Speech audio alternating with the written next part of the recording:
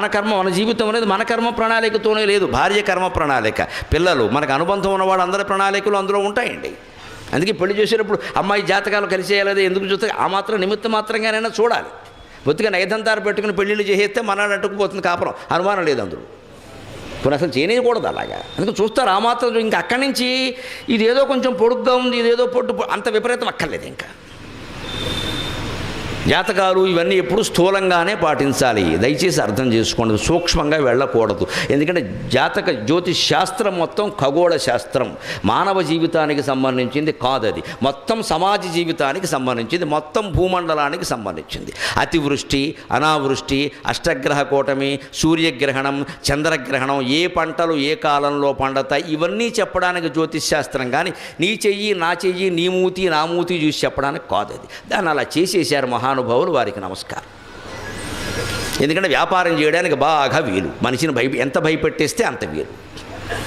అందులో మీరు మీ జీవితాల్లో మీకు చెప్పిన చూసుకుని 90% అబద్ధాలే, 10 కూడా జరగవు. ఆ జరిగిన వాళ్ళ చేత చెప్పిస్తారు టీవీల్లో, అవి మనం నమ్మేస్తూ ఉంటాం. జరిగే అవకాశం లేదు. జ్యోతిష్ శాస్త్రం సమిష్టి జీవితానికి సంబంధించింది తప్ప వ్యష్టి జీవితానికి సంబంధించింది కాదు. వ్యష్టి జీవితం మీద ప్రభావం ఉంటుందండి. ఈ ప్రాంతం అంతా వాన కురిసినప్పుడు అందరి మీద పడుతుందండి, కానీ గొడుగేసుకున్నవాడి మీద పడుతుందా? కొందరికి 2 చినుకులు పడగానే జలుబు చేసేస్తుందండి. ఒకడు వానలో తారంగా వాడినా ఏమీ చేయదండి. వాడి శక్తి సామర్థ్యాలు ఉన్నాయా లేదా అక్కడ. జ్యోతిష్ శాస్త్ర ప్రభావం కూడా అంతే. స్థిరమైన సంకల్పం, భక్తి, జ్ఞాన వైరాగ్యాలు కలిగిన వాడిని నవగ్రహాలు కాదండి 18 గ్రహాలు ఉన్నవాడిని ఏం చేయలేవు. మొహమాటం ఏం లేదు ఆ విషయం. వెంకటేశ్వర సుప్రభాతం సహా అన్నింటిలో ఉంటుంది, మీ ధైర్యం కోసం చెబుతున్నా. సూర్యందు భౌమ బుధ వక్పతి కావ్య సౌరి స్వర్భానుకేతు దివిషత్ పరిషత్ ప్రధానాగ త్వద్దాసదాస చరమావతి దాసదాసాక శ్రీ వెంకటాచలపతే తవ సుప్రభాతం. సూర్యుడు, ఇందు చంద్రుడు, భౌమ కుజగ్రహం, బుధగ్రహం, వాక్పతి బృహస్పతి, కావ్య శుక్రగ్రహం. సూర్యందు భౌమ బుధ వాక్పతి కావ్య శౌరి, సూర్యుని కుమారుడైన శనీశ్వరుడు శౌరి అంటే. స్వర్భాను రాహువు, కేతు, నవగ్రహాలు. ఇంతకు మించిన 10వ గ్రహం ఏది లేదు. 10వ గ్రహం ఎవడైనా ఉంటే ఈ జాతకం చెప్పించుకుని వాడే 10వ గ్రహం. ఇవన్నీ వెంకటేశ్వర స్వామికి, భగవంతుడికి త్వద్దాసదాసచ రమావతి దాసదాసాక, ఆయన దాసుడికి దాసులు వీళ్ళు నవగ్రహాలు కూడా. వీళ్ళు మనం ఏం చేస్తారండి, ఊటికి నవగ్రహ పూజ అంటాం, పారిపోవడం అక్కడి నుంచి. మళ్ళీ అక్కడి నుంచి ఆయనకి నువ్వులు, ఈయనకి నవ్వులు, ఈయనకి చెవులు, ఈయనకి పువ్వులు, పని ఏం లేదు ఇక్కడ. ఇది పెద్ద నమ్మకాలు బాగా పెంచుతున్నారు. 5 వారాలు, 30 వారాలు, 60 వారాలు. నువ్వు ఇక్కడ వరకు నువ్వులు ఇచ్చేసిన వెంటనే పైన గ్రహం మారిపోతుందా? కాస్త ఆలోచించవాయి బాబు, బుర్రపెట్టి ఆలోచన తెలిసిపోతుంది. నీ నువ్వులకి ఆ గ్రహం ఎలా మారుతుందండి? ఎందుకు మారుతుంది అసలు? అది మొత్తం సమిష్టి సృష్టికి సంబంధించిన విషయమా? కానీ ఖచ్చితంగా అదే జ్యోతిష్ శాస్త్రంలో చంద్రగ్రహణం కానీ, సూర్యగ్రహణం కానీ, గ్రహకూటమి కానీ, ఈ ఇతర అతివృష్టి అనావృష్టిలు కానీ ఎలా రాశారో అలాగే జరుగుతున్నాయి. మీరు గమనించండి, ఒక చుక్క తేడా లేకుండా, సెకం తేడా లేకుండా కరెక్ట్ జరుగుతాయి. ఎందుకంటే అది సమిష్టి, వ్యష్టి కాదు. దాన్ని మన వాళ్ళు శుభ్రంగా వ్యాపారం చేయడానికి వీలుగా వ్యష్టి చేసి పారేశారు. మొత్తం నీ నక్షత్రం ఏమిటి అనడం, అందుకే వ్యాపారంలో మునిగో. నక్షత్రాన్ని బట్టి మునిగిపోతాడా? అలా అయితే చంద్రబాబు నాయుడు గారి నక్షత్రాన్ని పెట్టి పుట్టిన వాళ్ళందరూ రాష్ట్రానికి ముఖ్యమంత్రులు అయిపోవాలి. అందరూ అవుతారా? ఆయన మాత్రం 10 ఏళ్ళు అయ్యాడు, ఇంటి దగ్గర కూర్చోలే. మరి నక్షత్రం మంచిదే కదా. ఇవన్నీ చెబితే కుదరదండి. ఈ మాయలోనే మనం పడిపోతున్నాం. భూత భవ్య భవత్ ప్రభు, మీ జ్యోతిష్ శాస్త్రం మొత్తం కాలానికి సంబంధించింది. ఆ కాలానికి అధిపతి భగవంతుడు. ఆ భగవంతుడిని మనం మనస్సులో స్మరించడం మానేసి ఇది చూపించుకుందామా, అది చూపించుకుందామా, నువ్వులు దానం చేద్దామా, మినువులు దానం చేద్దామా, ఎన్ని చేస్తారు, ఎంతమంది కోసం ఎన్ని చేస్తారు. మళ్ళీ రాహు కేతు అనగానే చెలో కాళహస్తి, మళ్ళీ అదొకటి. ఇక్కడ మధ్యన అదొకటి బయలుదేరింది బాగా. మొత్తం అక్కడికి వెళ్ళి రాహు పూజ, కేతు పూజ, తోక పూజ, తొండం పూజ అని చేయించి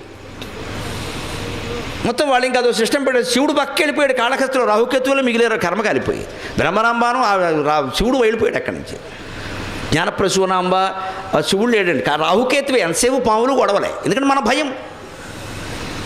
అసలు శివుడు వెళ్ళిపో. అదే కాళహస్తి శతకంలో దూర్జుడు స్పష్టంగా ఏం చెబుతాడంటే ఈ జాతకాల గురించి, గ్రహదోషంబులు దుర్నిమిత్తములు నీ కళ్యాణ నామంబు ప్రత్యకమున్ వేర్కొను ఉత్తమోత్తముని బాధల్ బెట్టగా జాలునే దగను కప్పగ జాలునే శలభ సంతానంబు నీ సేవ చేసి హతక్లేశులు కారుగాక మనుజుల్ శ్రీకాళహస్తీశ్వర.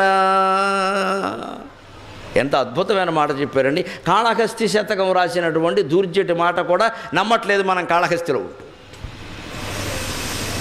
గ్రహదోషాలు, దుర్నిమిత్తాలు, దుశ్శకునాలు ఇవన్నీ మామూలు వాళ్ళని ఏమైనా చేస్తాయేమో నాకు తెలియదు కానీ నీ కళ్యాణ నామంబు ప్రత్యేకమున్ పేర్కొను ఉత్తమోత్తముని బాధలు పెట్టగా జాలునే.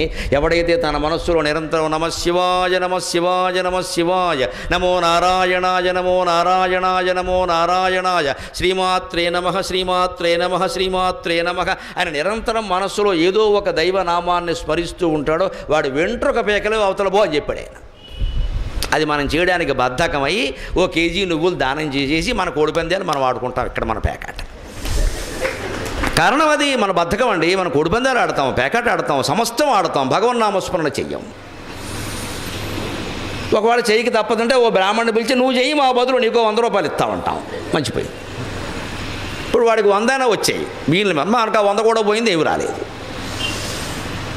వాడెవడో చేయడం ఏంటండి? ఆయన ఎవరో తింటే మనకు ఆకలి తీరుతుందా? మనం చేస్తేనే మనకి సమస్యలు తీరుతాయి. మనకు ఆయన చేస్తే మనకెలా తీరుతాయండి? ఇదంతా మొత్తం ఈ డిప్యుటేషన్ సిస్టమ్ కుదరదండి. ఆధ్యాత్మికతలో మన ఎడుపు మనం ఎడవలసిందే. పైగా దహనం కప్పగజాలునే శలభ సంతానం. అగ్ని దగ్గరికి మిడతలు రాలేవు కదా. పరమేశ్వరుడు అగ్నిస్వరూపుడు కదా. ఆ పరమేశ్వరుని నిరంతరం మనస్సులో ధ్యానించేవాడి దగ్గరికి సూర్య చంద్ర రాహు కేతు మొదలైన గ్రహాలు ఏవీ రాలేవని చెప్పాడు ఆయన. నిశ్చింతగా ఉండండి, మీ మనస్సులో మీ ఇష్టమైన దైవనామస్మరణ చేయండి. ఏ జాతకాలు ఎవరికి చూపించుకోక్కర్లేదు, హాయిగా ఉండండి.